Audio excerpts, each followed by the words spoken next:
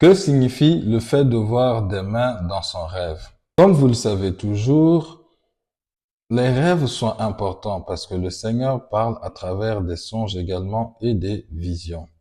Et le Seigneur nous dit dans le livre d'Osée 4:6, mon peuple meurt faute de connaissance. Lorsque Dieu parle par métaphore, par des songes, par des signes, nous devons être capables de décoder les songes que le Seigneur nous donne. Nous verrons ensemble la signification de voir ses mains dans le rêve, ce que la parole de Dieu dit des mains, et nous tâcherons ensemble de comprendre un peu, d'approcher certaines variantes, certaines significations des rêves.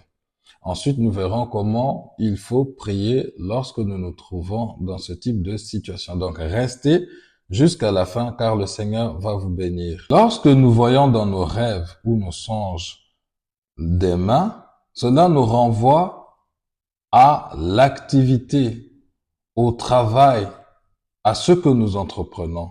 Et ça, nous pouvons le lire dans le livre de Psaume, dans son verset 90, Psaume chapitre 90 plutôt, verset 17. Il nous est dit ceci, que la grâce de l'Éternel, notre Dieu, soit sur nous, il a fermi l'ouvrage de nos mains. Oui, le Seigneur a fermi l'ouvrage de nos mains. Nous voyons que par là, quand on parle de l'ouvrage, on parle du travail. Et donc le travail est associé avec les mains. Dans le livre d'Ecclésiaste, chapitre 9, en son verset 10, il nous est dit également ceci. Tout ce que ta main trouve à faire avec ta force, fais-le. Car il n'y a ni œuvre, ni pensée, ni science, ni sagesse dans le séjour des morts où tu vas. Donc nous comprenons également que par là, pour effectuer un travail, nous avons besoin des mains. Les mains représentent donc le travail. Les mains donc représentent l'activité ou l'entrepreneuriat. Donc lorsque nous voyons un songe dans lequel nous voyons des mains, il faut savoir que cela aborde directement l'activité, que ce soit le travail pour ceux qui sont salariés ou ou que ce soit l'entrepreneuriat pour les entrepreneurs. Mais ça parle avant tout de l'activité. Vous pouvez dans vos rêves voir que vos mains sont sales. Cela nous renvoie au livre de Jacques 4:8 qui nous dit « Approchez-vous de Dieu, il s'approchera de vous. Nettoyez vos mains, pécheurs, et purifiez vos cœurs, vous qui avez le cœur partagé. » Donc, quand on voit dans son songe que nos mains sont sales, cela renvoie à l'impureté, cela renvoie au péché. C'est que le Seigneur est occupé plutôt à pointer du doigt quelque chose qui ne va pas dans nos vies.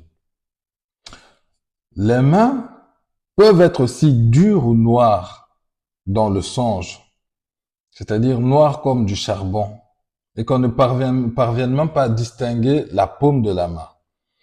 Donc, quand on voit ce genre de choses, cela renvoie également à la difficulté que le rêveur éprouve dans son travail, des pénibilités. C'est-à-dire que soit c'est un conseil qui est déjà, une décision qui est déjà arrêtée, soit c'est quelque chose qui va se manifester. Vous allez rencontrer de grandes difficultés dans vos projets entrepreneuriaux, dans votre travail, au niveau des promotions. Vous verrez toutes ces choses. Ce sont donc des blocages. Ce sont des songes qui sont alarmants pour lesquels il faut se lever et prier.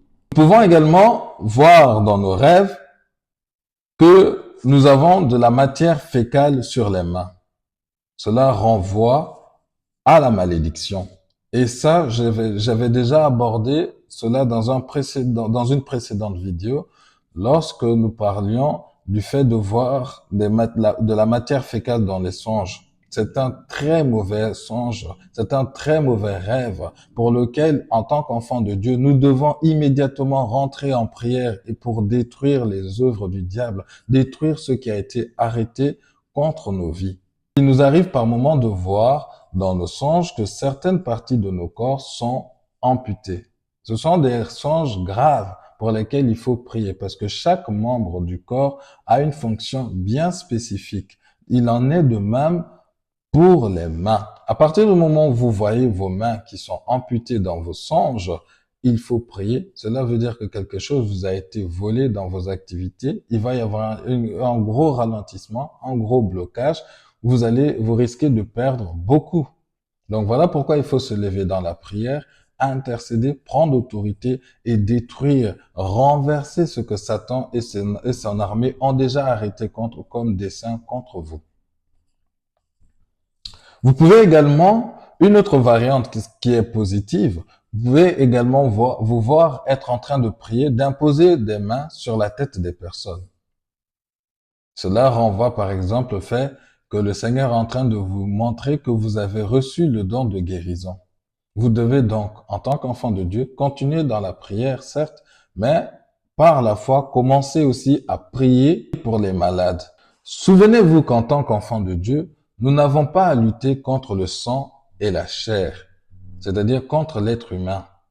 Mais nous avons à lutter contre les esprits qui sont derrière. Donc nous avons à lutter contre les dominations, les autorités. Nous avons à lutter contre les princes de ce monde des ténèbres, contre les esprits méchants dans les lieux célestes. Souvenez-vous que le Seigneur nous a dit que nous marcherons sur les serpents et les scorpions et sur toute la puissance de l'ennemi et rien ne nous sera fait. Bien-aimés, quand vous voyez ce type de songe, là où vous voyez que vos mains sont attaquées, c'est-à-dire qu'on attaque vos activités, on attaque la grâce que Dieu vous a donnée, la faveur que Dieu vous a donnée, parce que il nous est dit quelque part dans l'Écriture que celui qui a une activité sous ce soleil, c'est une grâce, c'est une faveur que Dieu lui accorde. Voilà pourquoi il faut se lever dans la prière, non seulement dans la repentance, peut-être que nous avons donné accès à l'ennemi qui lui donne la possibilité de nous attaquer. Voilà pourquoi nous nous repentons. Voilà pourquoi nous insistons dans la prière pour que Dieu nous fasse grâce. Mais lorsque nous arrivons dans la partie de la prière d'autorité, nous devons être durs. Nous devons rappeler au monde des ténèbres qu'ils ont été vaincus à la croix de Golgotha, qu'ils ont été dépouillés de leur force. Nous devons leur rappeler qu'ils ont été vaincus, que nous sommes plus que vainqueurs parce que Christ est en nous. Nous avons la victoire et nous devons prier avec force, avec vigueur et avec détermination et persévérance. Nous devons prier jusqu'à ce que la situation change, jusqu'à ce que la situation se rétablisse. Amen, bien-aimés. Voilà, j'avais à cœur de partager avec vous cette courte capsule afin que chacun soit vigilant au niveau de ses songes. Chacun soit vigilant lorsque nous voyons des songes portant sur les mains, que chacun puisse avoir au moins une manière, une petite idée de comment interpréter le songe, parce que ce sont des outils que le Seigneur nous a mis à disposition pour que nous parvenions à comprendre sa volonté pour nous. Donc, c'était tout pour moi aujourd'hui. Que le Seigneur vous bénisse. D'ici là, restez fermes et forts dans le Seigneur.